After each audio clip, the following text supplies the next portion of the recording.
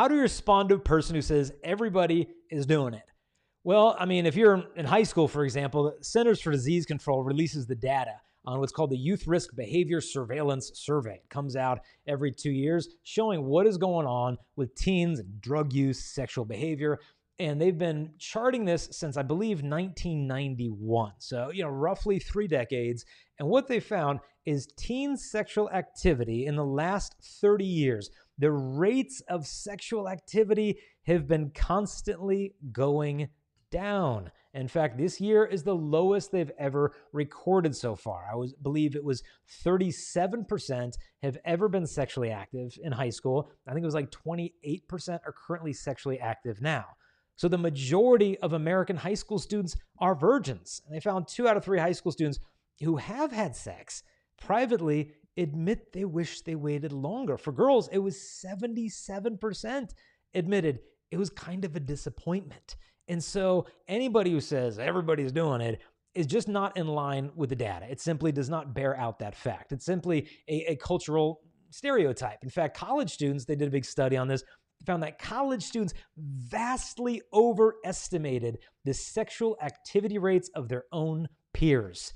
They were assuming that so many more people are doing it than actually were. Because if you're abstinent, not a lot of people talk about that. In fact, one guy came up to me once, he's like, "Hey, can we talk?" I'm like, "Yeah, what's going on?"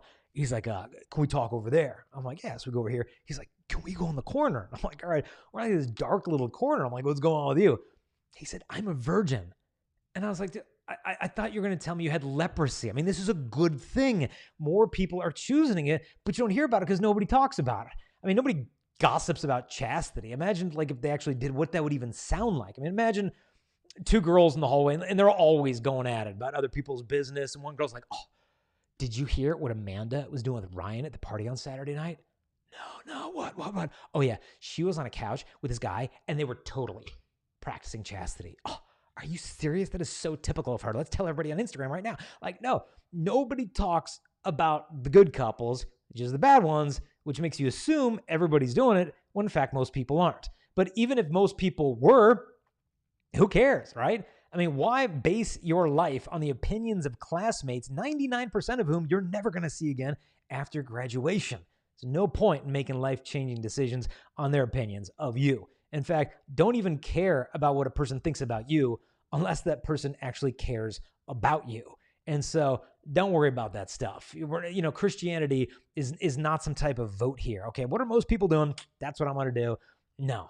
Most people, when they get old enough, are sleeping together before marriage, but how many are ended up in relationships where they regret that? The diseases, the unwed pregnancy, all that stuff. Yeah.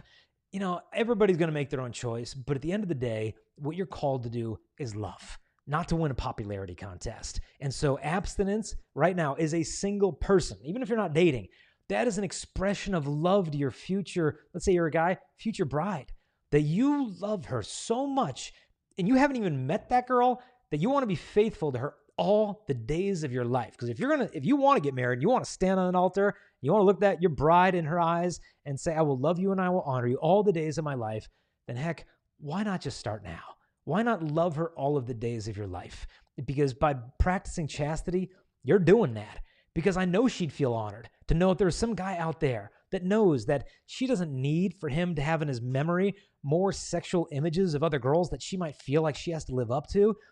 She doesn't need that stuff. She doesn't need to compete with these ghosts of your past. And so maybe even if you've made mistakes in the past, it is never too late to start over. So don't worry about what other people think, because on your wedding day, most of them aren't going to be there. And the ones that are going to be there would probably encourage you to live this lifestyle. Anyone who mocks you now on your wedding day would probably pay $1 million to be on your shoes on that day because you waited and you won. And on your wedding day, I mean, trust me, your spouse, I mean, there's no girl on her wedding day that's going to be like, "Oh man, I really wished I had more meaningless hookups with guys who didn't really care about me." Sorry, that's not something that's going through your brain on the altar. No, you don't regret what you hold on to, but sometimes we regret what we give away. But again, even if you made mistakes, you're not damaged goods. Every morning, maybe the past was messy, but your future is spotless.